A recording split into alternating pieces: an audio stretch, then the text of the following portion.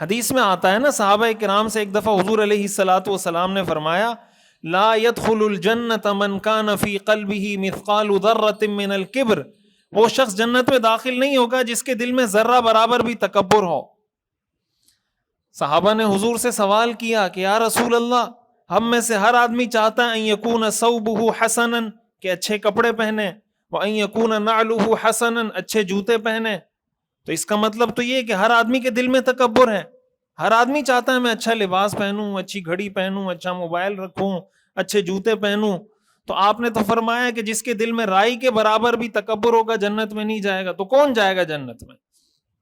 آپ نے فرمایا تکبر اس کو نہیں کہتے، یہ تو انسان کی فطرت ہے۔ آپ نے فرمایا ان اللہ جمیل یحب الجمال، اللہ جمیل ہے، خوبصورت ہے، خوبصورتی کو پسند کرتا ہے۔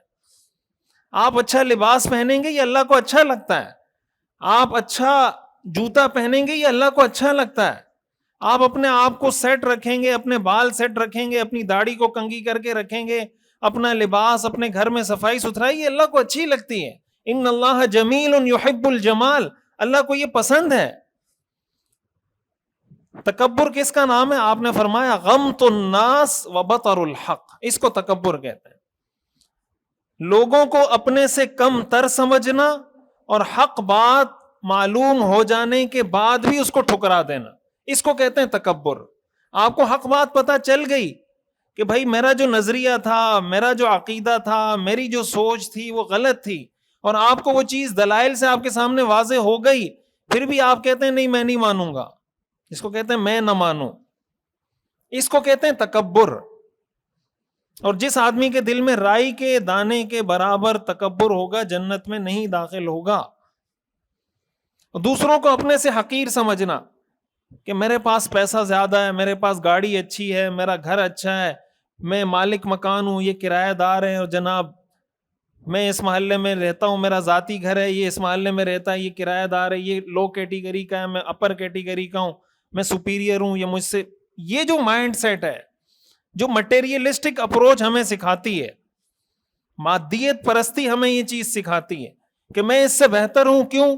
اس لیے کہ میری تنخواہ اس سے زیادہ ہے، میں اس سے بہتر ہوں، کیوں؟ اس لیے کہ میں مالک مکان ہوں، یہ کرایہ دار ہے، میں اس سے بہتر ہوں، کیوں؟ اس لیے کہ میں اپنے مکان میں رہتا ہوں، یہ کرایہ کے گھر میں رہتا ہے۔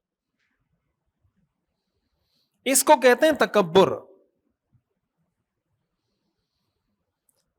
تو حضور علیہ الصلوۃ والسلام نے جو سب سے پہلے ٹارگٹ کیا نا، ان لوگوں کو ٹارگٹ کیا جن کی سوچ پازیٹیو تھی۔ اس سے ہمیں سیکھنے کو یہ ملتا ہے کہ ایک مسلمان کی سوچ پازیٹیو ہونی چاہیے، نیگیٹو نہیں ہونی چاہیے۔ کسی چیز میں اگر 1000 پہلو منفی ہونا، ایک پہلو مثبت نکلتا ہو، شریعت یہ کہتی ہے کہ اس مثبت پہلو کو لے لیں۔ علماء نے لکھا ہے اگر کسی آدمی نے کوئی ایسا جملہ کہا جس کفریہ جملہ ہے، کوئی کفریہ جملہ اس نے کہا، لیکن اس کے اندر تعویل ہو سکتی ہے، یعنی اگر آپ اس کو کوئی اور طریقے سے گھما کے سوچیں تو یہ ہو سکتا ہے کہ اگر اس جملے کا یہ مطلب لیا جائے تو یہ کفریہ جملہ نہیں بنے گا۔ تو علماء نے لکھا ہے اگر کسی ایک جملہ کسی نے کہا اور اس میں 99 احتمالات کفر کے ہیں اور ایک احتمال اسلام کا ہے، تو اس شخص کو مسلمان سمجھا جائے گا، کافر نہیں سمجھا جائے گا۔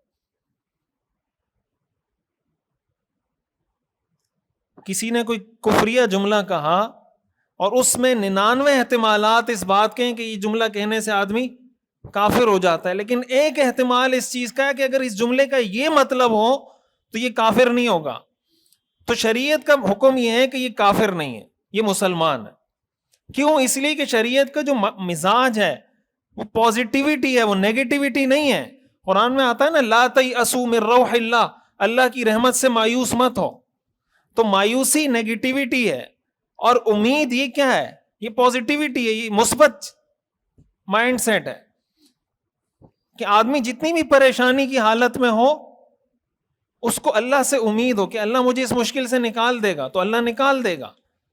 لیکن اگر کسی کا مائنڈ سیٹ نیگیٹو ہے، وہ اربوں کروڑوں روپے کما کر بھی سکون میں نہیں آ سکتا۔